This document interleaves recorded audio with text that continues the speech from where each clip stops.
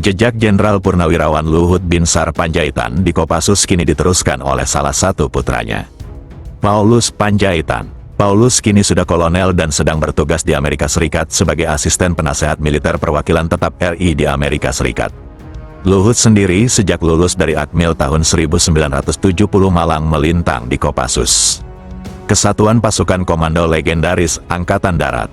Kini jejak Luhut di Baret Merah diteruskan oleh sang anak. Tapi rupanya ada cerita menarik di balik jejak sang anak Kolonel Paulus yang kini meneruskan jejaknya mengabdi di TNI. Ternyata, meski Luhut berlatar militer dan pernah malang melintang di Kopassus, Paulus tidak serta-merta diizinkan menjadi prajurit Kopassus. Bahkan Luhut pernah menolak dengan keras keinginan anaknya menjadi prajurit TNI. Paulus pernah sampai menangis memohon kepada sang ayah agar diberi restu berkarir sebagai prajurit TNI. Namun Luhut kukuh menolaknya. Seperti apa ceritanya? Simak cerita yang akan diulas dalam video ini. Dikisahkan dalam buku Luhut, Biografi Luhut Binsar Panjaitan, yang ditulis oleh Nurka Masardi. Pasangan Luhut dan Devi dikarunia 4 orang anak. Yang pertama adalah Paulina, yang kemudian menikah dengan Jenderal Maruli Simanjuntak, yang kini sudah menjadi Kepala Staf Angkatan Darat. Anak yang kedua adalah David, yang memiliki bisnis sendiri dengan istrinya. Anak ketiga Luhut adalah Paulus. Anak yang keempat, Carrie, baru saja menikah dengan suami bule. Luhut, walau kini jadi orang penting di pemerintahan Prabowo Subianto, selalu mendidik anak-anaknya agar hidup dengan wajar, tidak berlebihan, down to earth dan tidak pernah dimanjakan. Nah, khusus tentang Paulus yang kini sudah menjadi perwira menengah TNI, ada satu cerita tersendiri. Rupanya Luhut pernah melarang anaknya yang nomor 3, Paulus, ketika sang anak mengutarakan keinginannya masuk Akabri atau Akmil.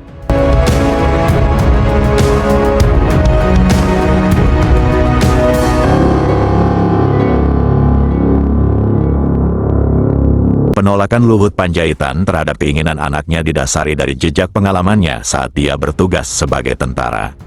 Sebagai seorang prajurit dengan seabrek prestasi yang ditorehkan di medan tugas dan pendidikan yang bisa dikatakan cemerlang, Luhut tidak pernah mencapai karir maksimal. Luhut tidak pernah mencapai puncak karir sebagai seorang prajurit TNI, tulis Nurka Masardi dalam buku Luhut, Biografi Luhut Binsar Panjaitan. Padahal siapapun tahu, saat itu Luhut adalah perwira dengan prestasi cemerlang, selalu jadi yang terbaik sejak mengenyam pendidikan di Akmil. Luhut lulus dari Akmil tahun 1970. Kawan satu angkatannya adalah Letjen Agus Wijoyo, putra Maijen Anumerta Sutoyo Siswo Miharjo, salah satu pahlawan revolusi. Tidak hanya saat mengikuti pendidikan, Luhut selalu keluar sebagai yang terbaik. Di medan operasi pun pasukan yang dipimpin Luhut selalu menorehkan prestasi. Namun hanya karena dia dianggap sebagai bagian dari perwira binaan Jenderal Beni Murdani. Karir Luhut mandek. Ketika itu, pasca hubungan Beni dengan Presiden Soeharto merenggang, muncul istilah debenisasi. Para perwira yang dianggap binaan atau dekat dengan Beni disingkirkan dari posisi-posisi strategis di TNI. Salah satunya yang kena sapu debenisasi adalah Luhut Binsar Panjaitan, perwira dengan prestasi cemerlang. Maka Luhut pun mengalami masa suram dalam karirnya sebagai perwira TNI. Dia tidak pernah jadi kasdam, apalagi pangdam. Luhut hanya pernah pegang komandan teritorial TNI setingkat Korem, yakni saat dia jadi komandan di Korem 081 di Rotsaha Jaya di Madiun. Padahal saat Luhut menjadi Danrem itu, dia dinobatkan sebagai Danrem terbaik se-Indonesia. Akibat pengalaman pahit itu, maka tak pernah terbayangkan olehnya ketika tiba-tiba Paulus menyatakan keinginannya untuk menjadi seorang prajurit. Menurut Luhut, mungkin keinginan anaknya Paulus menjadi prajurit TNI muncul karena dulu Paulus selalu diajak kemanapun Luhut ditempatkan. Barangkali kenangan itulah yang terpatri di dalam benak Paulus, bahwa menjadi militer itu sesuatu yang keren dan gagah, kata Luhut. Apalagi waktu Luhut berdinas di Satuan Penanggulangan Terorisme, Gultor, atau DEN 81. Satuan elit di dalam Kopassus. Luhut bahkan sempat membawa Paulus hingga ke Timur Timur, naik helikopter. Nah, menurut Luhut pengalaman itulah rupanya yang sangat mewarnai cita-cita Paulus. Selepas lulus dari SMA, Paulus meminta restu ingin masuk Akmil. Tapi Luhut menolaknya. Paulus sampai menangis untuk meluluhkan hati ayahnya agar mengizinkannya masuk Akmil. Tapi Luhut bergeming, tetap menolak keinginan anaknya. Pokoknya dia harus menjadi seorang sarjana, kata Luhut. Menurut Luhut, permohonan Paulus untuk menjadi tentara itu pertama kali dilontarkan saat dia masih bertugas sebagai Duta Besar Republik Indonesia untuk Singapura pada 1999. Tapi larangan Luhut itu tidak pernah memadamkan keinginan Paulus untuk menjadi tentara. Keinginan menjadi prajurit TNI tetap membara di dada Paulus. Namun untuk mematuhi keinginan ayahnya, Paulus kemudian melanjutkan pendidikan di Universitas Pelita Harapan. Sampai akhirnya, 4 tahun kemudian Paulus lulus sebagai sarjana hukum. Lalu menjelang wisuda pada 2002, Paulus kembali meminta waktu untuk berbicara dengan Luhut. Saat itu Luhut bertanya-tanya, mau apa lagi dia, minta kawin atau apa? Tiba-tiba Paulus kembali meminta izin Luhut agar diperbolehkan masuk tentara. Kali itu, Luhut mengatakan bahwa sudah terlambat bagi Paulus untuk masuk Akmil, karena bakal tertinggal 4 tahun di belakang teman-teman seangkatannya. Dalam pertemuan itu, Luhut menyarankan agar Paulus mengambil S2 di Amerika Serikat. Apalagi hampir setiap tahun Luhut mengirimnya ke Amerika untuk menyempurnakan kemampuannya berbahasa Inggris. Tapi alih-alih mematuhinya, Paulus mengatakan masih memiliki minat untuk menjadi tentara. Kau masuk tentara, mau diapain kau nanti? Kata Luhut membatin. Dalam pikiran Luhut, cukup dirinya saja yang mengalami rona-rona kehidupan sulit di dunia militer. Karena seberapa keras pun dulu dia bekerja, seberapa hebat pun dia punya prestasi, dia tidak pernah mencapai puncak karir di lingkungan TNI, tidak pernah menjadi Kasdam, tidak pernah menjadi Pangdam, tidak pernah menjadi Danjen Kopassus, tidak juga menjadi KSAD. Apalagi menjadi Panglima TNI. Padahal, Luhut yakin dan merasa bahwa ia memiliki semua kualifikasi, persyaratan, jasa, penghargaan, prestasi, dan jenjang kepangkatan untuk bisa menduduki semua tingkatan dan jabatan itu. Tapi, inilah hidup, kita tidak pernah tahu apa yang digariskan oleh alam untuk kita, kata Luhut.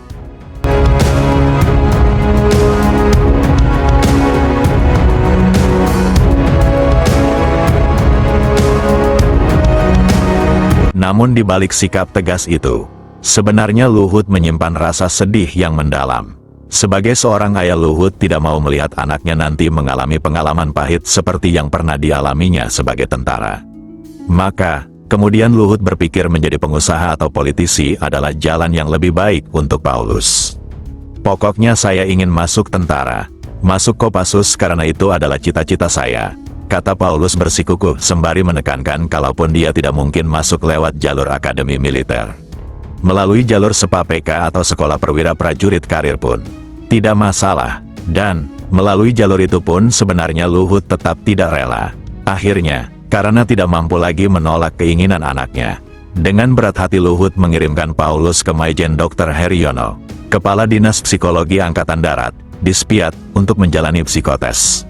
Paulus pun ikut tes psikologi di Dispsiat, Jalan Sangkuriang nomor 17 Bandung, Jawa Barat. Tes psikologi, psikotes, yang dijalaninya itu meliputi tes kejiwaan, yang bertumpu pada efisiensi waktu serta kecepatan dan ketepatan dalam mengambil, mengolah, serta menganalisis data psikologi, beserta pelaporannya. Hasilnya, Paulus dinilai mumpuni, baik secara kepribadian maupun intelektual. Dan sesuai dengan janjinya, Luhut pun akhirnya mengizinkan Paulus masuk tentara. Karena sudah lolos psikotes, Paulus pun mendaftar melalui jalur perwira prajurit karir TNI. Pelbagai tes dijalaninya, termasuk ujian komando. Paulus kemudian tetap bertekun, lulus, dan semua proses dijalani dengan normal, tanpa campur tangan ayahnya. Setelah menjadi prajurit komando, dia pun lebih memilih untuk tinggal di barak Kopassus di Cijantung, dan tidak mau tinggal bersama orang tuanya. Padahal selama kuliah, dia mendapat fasilitas bagus dari Luhut. Namun, dia tetap memilih hidup di asrama tentara sampai menikah. Paulus pernah tergabung dalam Satuan Tugas Batalion Mekanik TNI Kontingen Garuda 23B, Unifil pada 2007. Lalu Paulus mengambil sekolah lanjutan perwira, SELAPA, dan melanjutkan S2 di Australia. Hingga akhirnya ia lulus tes Seskoat dan dikirim ke Amerika Serikat. Sepengetahuan Luhut, Paulus hingga hari ini merupakan satu-satunya perwira jalur Sepa PK yang lolos seleksi. Lalu dikirim ke Amerika Serikat. Dan pada tanggal 14 Juni tahun 2021, Mayor Infanteri Paulus Panjaitan pun berhasil menyelesaikan pendidikan seskoatnya atau Sekolah Staf dan Komando Angkatan Darat di US Army Commanding General and Staff College di Fort Leavenworth, Kansas, Amerika Serikat. Selain Paulus, ada juga Mayor Infanteri Deli Yuda Nur Cahyo dan Mayor Infanteri Al-Zaki, yang ketiganya bersamaan lulus seskoat di Amerika Serikat, dengan hasil yang baik dan memuaskan. Sebagaimana diketahui, seskoat adalah tahapan pendidikan di lingkungan TNI AD yang sangat sulit, terseleksi, dan amat menentukan perkembangan karir selanjutnya. Bahkan Al-Zaki yang sempat bekerja dengan Luhut di Kemenko Polhukam dan Kemenko Maritim dan Investasi, adalah satu-satunya perwira dalam sejarah TNI AD yang memperoleh penghargaan The Simon Center Interagency Rating Award. Menurut Luhut, jika talenta muda seperti mereka dikembangkan, kedepannya mereka bisa membawa TNI menjadi lebih profesional dan betul-betul bisa membuat TNI menjadi penjaga NKRI. Pancasila, UUD 1945, serta berpegang teguh pada Sabta Marga dan Sumpah Prajurit. Luhut hadir di acara pelantikan tersebut untuk memenuhi kewajibannya sebagai orang tua. Ada satu momen yang tidak akan pernah terlupakan oleh Luhut, yaitu ketika Paulus mengatakan, "Pak, saya sudah selesaikan seskoat." Ucapan itu mungkin biasa saja bila didengar oleh orang lain. Namun bagi Luhut, pernyataan Paulus itu cukup membuat air matanya menitik. Ada rasa haru bercampur bangga di situ. Ingatan Luhut kemudian membawanya kembali ke saat Paulus yang baru lulus SMA datang mengejar Luhut, yang waktu itu sedang bertugas menjadi duta besar di Singapura, agar ia diizinkan masuk tentara. Pada akhirnya, Luhut memang memberikan kebebasan kepada Paulus untuk berkarir. Apapun pilihan Paulus dan ketiga anak Luhut yang lain, yang penting mereka menjadi orang baik. Karena pencapaian tertinggi seorang ayah terletak pada keberhasilannya mendorong anak untuk menyelesaikan studi dengan bagus, bekerja dengan hati, dan tidak memanfaatkan keberadaan ayahnya. Biarlah setiap anak kita menjadi dirinya sendiri, kata Luhut. Luhut melihat dan merasakan sikapnya dalam menghadapi Paulus seperti deja vu dalam hidupnya. Dulu, ia nekat masuk AMN, padahal tidak diperbolehkan oleh bapaknya yang menginginkannya masuk ke ITB Bandung. Nah, sekarang Luhut dibalas oleh anaknya, Paulus, yang bersikeras mau jadi tentara. Padahal Luhut, sebagai ayah, menginginkannya menjadi pengusaha atau politisi. Memang agak lain bentuknya, tetapi hal itulah yang terulang seperti deja vu. Sebagai seorang ayah, ada kalanya keinginan kita bertolak belakang dengan cita-cita anak, kata Luhut. Hal-hal itulah yang kemudian membuka mata Luhut untuk tidak lagi mengatur atau mengekang pilihan karir anak-anaknya. Luhut memberikan kebebasan kepada mereka untuk berkarir. Biarlah setiap anak menjadi dirinya sendiri, kata Luhut. Dalam keluarga besar Luhut, memang hanya bapak, Luhut, dan Paulus yang menjadi tentara.